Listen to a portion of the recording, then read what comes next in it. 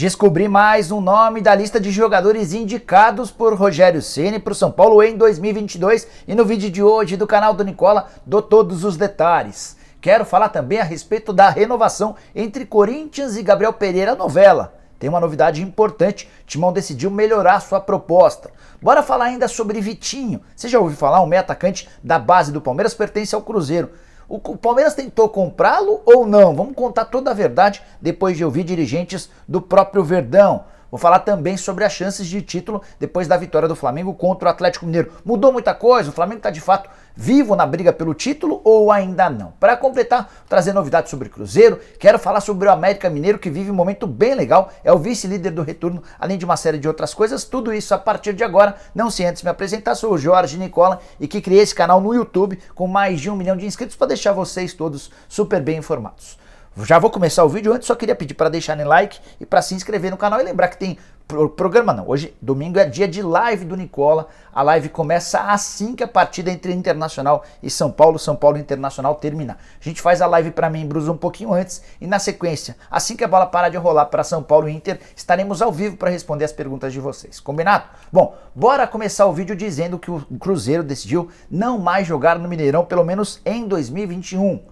Alegando problemas financeiros, os custos para abrir o Mineirão são muito maiores do que para abrir o Independência. Agora com a volta da torcida e o momento péssimo do time dentro de campo, o Cruzeiro não consegue lotar seu estádio.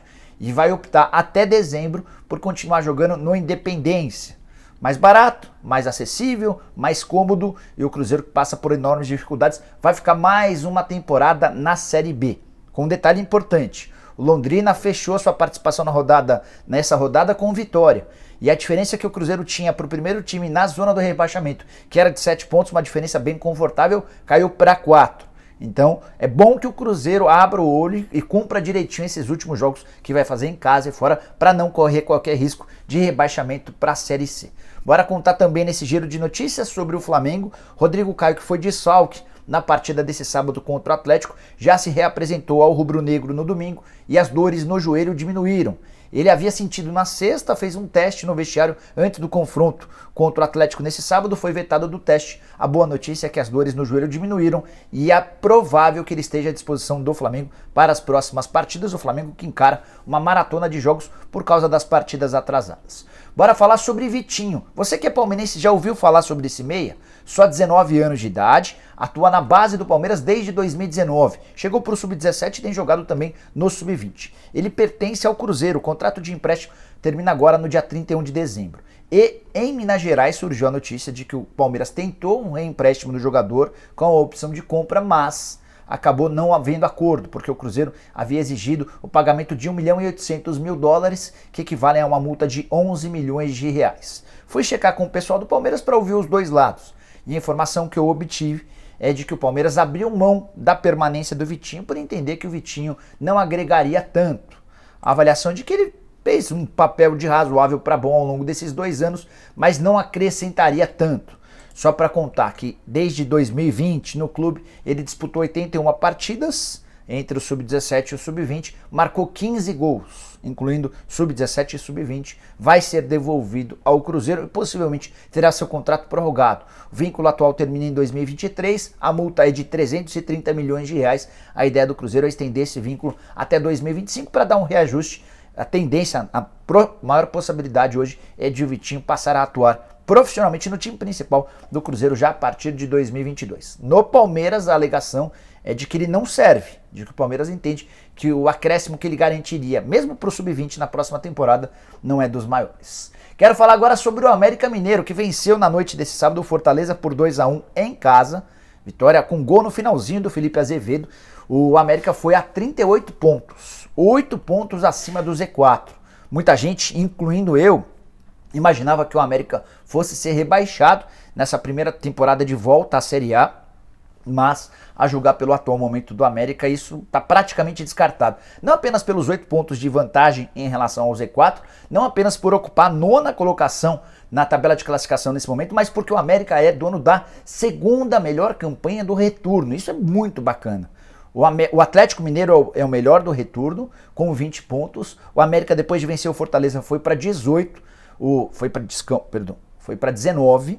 O Flamengo aparece com a terceira melhor campanha do retorno com 18 e o Internacional é o quarto. Então, Atlético Mineiro 20, América 19, Flamengo 18 e Internacional 17. Dá uma olhada onde é que o América se inseriu, mesmo com mudança de técnico.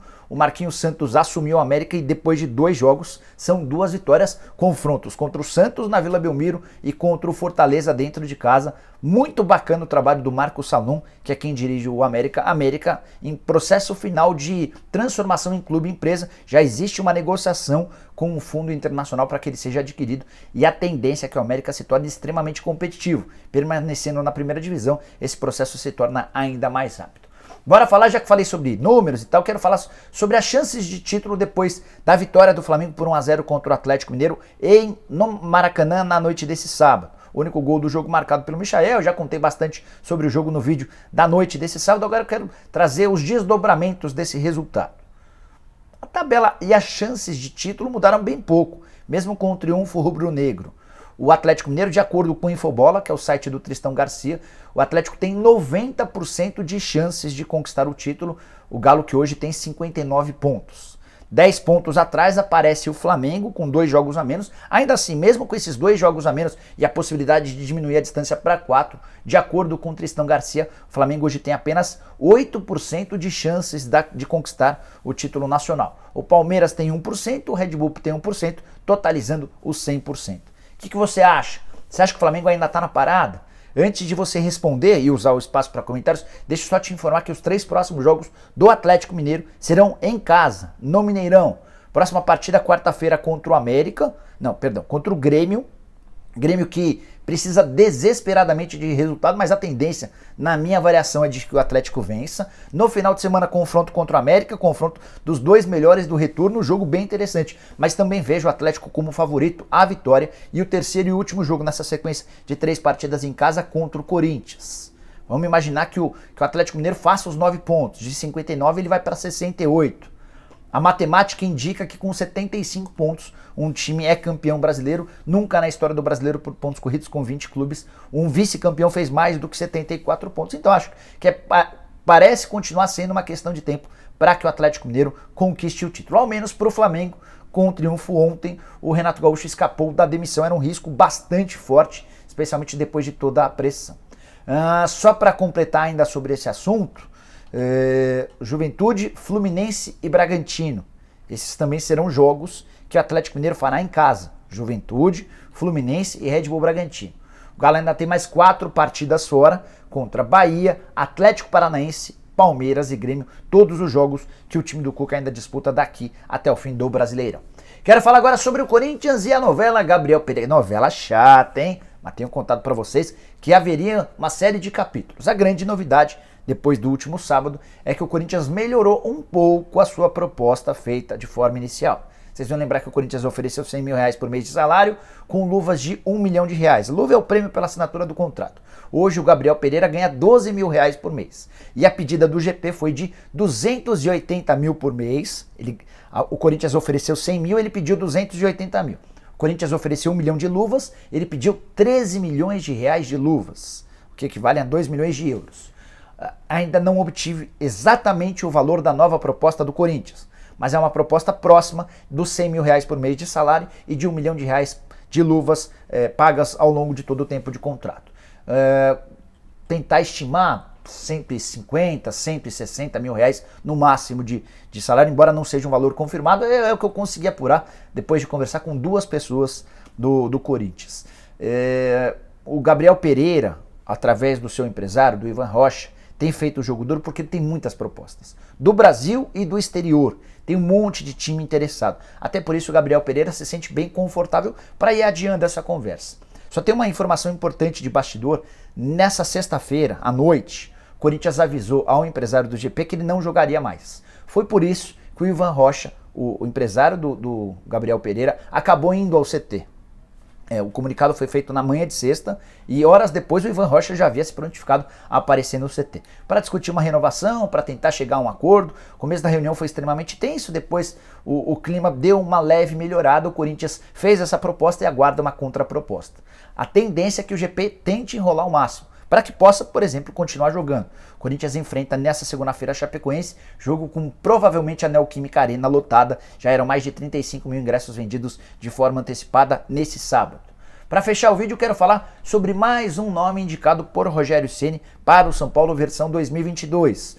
Infelizmente eu tenho obtido os nomes meio que a conta-gotas, eu não consegui essa lista completa. Mas a boa notícia é que conforme eu for descobrindo eu vou contando para vocês e depois a imprensa vai repercutindo por aí, muitas vezes sem dar crédito, mas tudo bem, já me acostumei. Bom, contei para vocês nos últimos dias que o Rogério Ceni indicou o Diego Ribas, jogador do Flamengo, que o Rogério Ceni pediu o William Arão, outro jogador do Flamengo com quem ele trabalhou.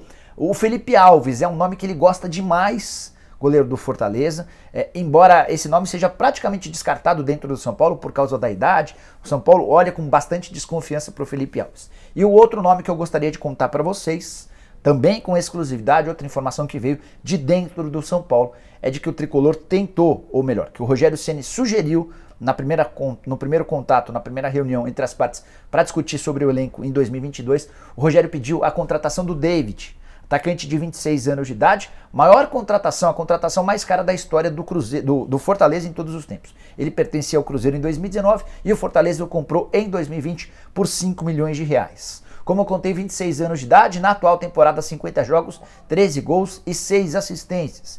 Ele foi o autor do único gol do Fortaleza na derrota para o América na noite desse sábado. Vive uma fase relativamente boa, é titular do time, mas nunca conseguiu explodir como se imaginava.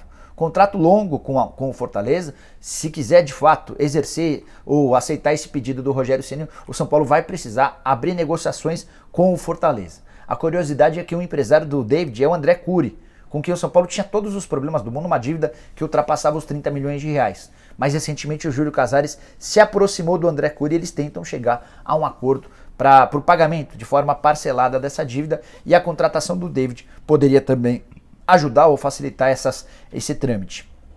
Não causa para mim, pelo menos, grande emoção. Não acho que chegaria para ser titular absoluto ou para mudar o patamar do tricolor. Mas o torcedor de São Paulo também não deve esperar por grandes reforços, por reforços que cheguem para arrebentar, até porque o São Paulo passa por todas as dificuldades financeiras. Leco, Raí, Pássaro e companhia deixaram o São Paulo numa enorme fria, com todos os problemas financeiros que você pode imaginar. Bom, nos vemos um pouquinho mais tarde, assim que acabar de rolar o jogo entre São Paulo e Internacional. Espero por vocês aqui. Fechado? Abraço, bom domingo para todos. Tchau, tchau.